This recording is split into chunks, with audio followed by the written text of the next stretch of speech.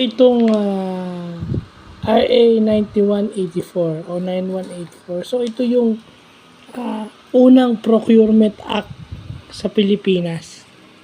Ang Procurement Act ay yung batas na isinusunod ng gobyerno kung sila ay mag-acquire o magpe-purchase ng goods, ng mag-acquire sila ng consulting services, yung pwede nilang mapagtanungan regarding certain things. At syempre, yung mga construction company para sa infrastructure project. So, bakit natin i-vlog to? Kasi lahat tayo taxpayer. O kahit na yung mga binibili natin may VAT. So, dapat alam natin yung kung paano dapat. Okay, paano dapat pumo-procure o nag-acquire o bumibili yung ating gobyerno, ano yung process na ginagawa nila.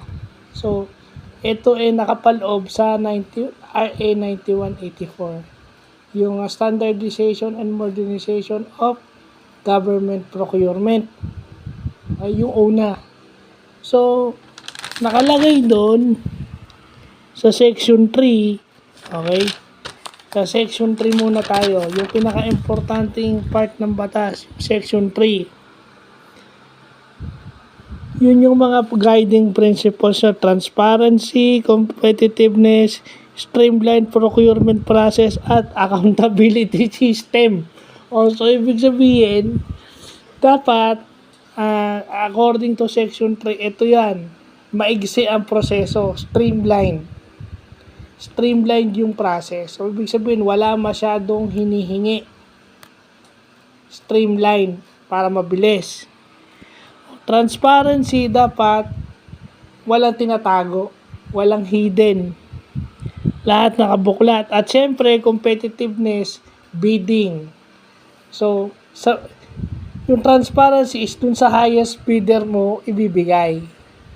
Problema kasi, minsan hindi dumadaan sa bidding at yung bidding niluluto. Dapat walang ganon para may transparency. At syempre, accountable kayo. Huwag kayong turo ng turo tsaka depensa. Pag mali, mali na. Okay?